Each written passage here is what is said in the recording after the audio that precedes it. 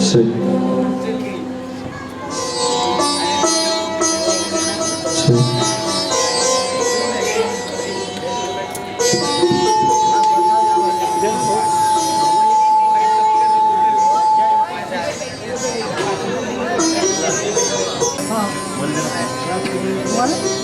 तेवढं दोघे माझं खाली खाली आले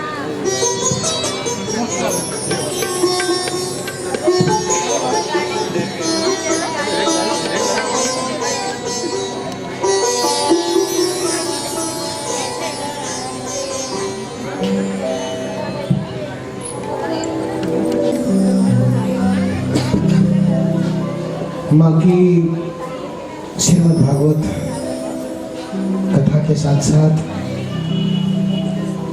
रामप्रिया जी के मुखारविंद से सुंदरकांड श्रवण का हम सबको बड़ा इंतजार था। इसलिए आरती के पूर्व जब हम रामप्रिया जी के इस सुंदरकांड के संबंध में घोषणा करते थे तो सभी बड़े आतुरता से पूछते थे कहाँ पर सुंदरकांड होगा, कैसा सुंदरकांड होगा और किस रूप में सुंदरकांड होगा।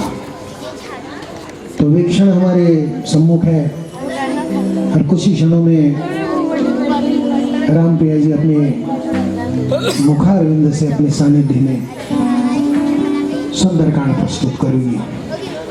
और ये सुंदरकांड अपने तन को, अपने मन को, अपने जीवन को, अपने घर को, अपने परिवार को, अपने प्रांत को और अपने देश को सुंदर बनाने का एक सर्वोत्तम साधन है। और सही में हम आपको अगर सुंदर बनना चाहते हैं तन से भी, मन से भी, जीवन से भी, तो सुंदरकांड का श्रवण और उसके आचरण बहुत जरूरी है।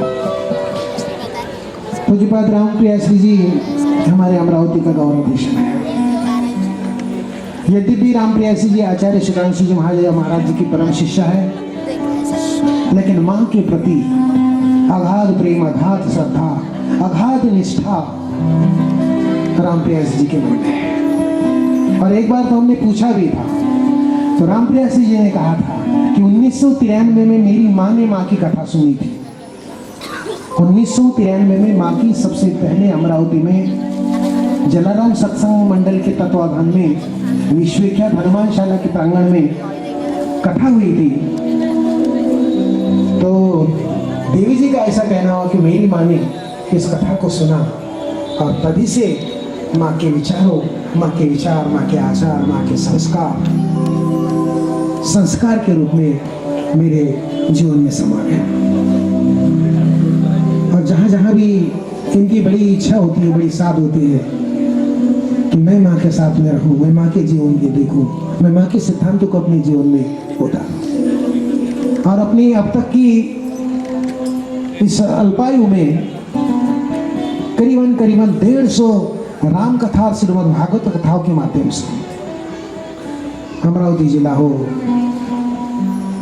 मध्य प्रदेश का कुछ हिस्सा हो, विशेषकर गांवों में, छोटे छोटे गांवों में, सीधे साधे लोगों में, और हिंदुस्तान तो सही रूप में गांव में बसता है ना। हिंदुस्तान बसा कहाँ हो, बसा हमारे गांव में। तो गांव में, गांव के जो सीधे साधे लोग हैं उनमें राम रसधारा या कृष्ण रसधारा पहुंचाने का प्रशंसनीय प्रयास जो है रामप्रिया जी अब तक कर रही है। और अब तक 150 कथा है, 150 कथा है। कभी कभी तो जैसे आज समझ लीजिए कि आज 19 तारीख है, 19 तारीख को सुबह की कथा इनकी समाप्त हो रही है, 19 से शाम को दूसरी जगह इनकी कथा शुरू हो जाती है। इतनी कथाओं का दौर है इनका चलता है। तो आप लोगों से निवेदन है कि पूरी तन्मयता के साथ में, पूरी एकाग्रता के साथ में, पूरी निष्ठा के साथ में उनकी कथा को सुने। मुझे तो ऐसा लगता है कि माँ भी संभवतः रामप्रिया जी की कथा को सुनने के लिए माँ भी बहुत प्रेम करती, बहुत ही स्नेह करते रामप्रिया जी के संबंध में। और जब तक जो है हम जब कभी खोखरा हनुमान मंदिर जाते हैं या अशोकनगर जाते हैं या कहीं पर माँ की मुलाकात होती थी तो माँ अवश्य रामप्रिया जी के संबंध में पूछती है कि रामप्रिया जी अमरावती में है, कि रामप्रिया जी की कहाँ पर कथा चल रही है, वगैरह वगैरह। तो अंत में इतना ही कहूँगा कि ये परमेश्वर का निनाद है, इंतजार करो। रामप्रिया जी के रूप में। ये परमेश्वर का निनाद है, इंतजार करो। ये परमेश्वर का आह्लाद है, इकरार करो। ये रामप्रिया रामरस बांटने आई है इस जहां में। ये परमेश्वर का प्रसाद है, स्वीकार करो। ये परमेश्वर का प्रसाद है, स्वीकार करो। ये परमेश्वर का प्रसाद है, स्वीकार करो। इसी के साथ परम पूजनीय रामप्रिया जी से मैं निवेदन करूंगा, उनके चरणों में निवेदन करूंगा कि सुंदर गान का आनंद हमें प्रदान कर इस दूसरा लोग की शुभ मिल जाए।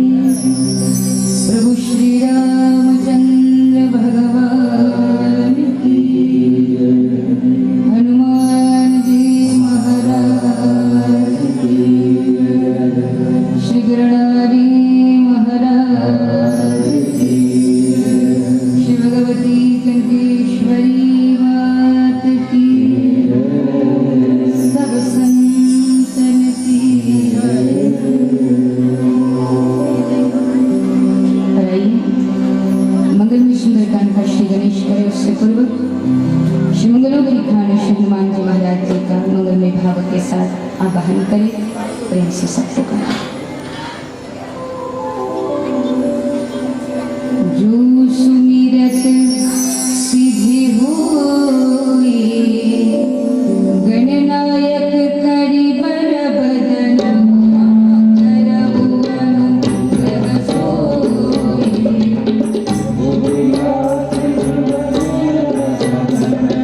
मुख होई पाछारा, उछाई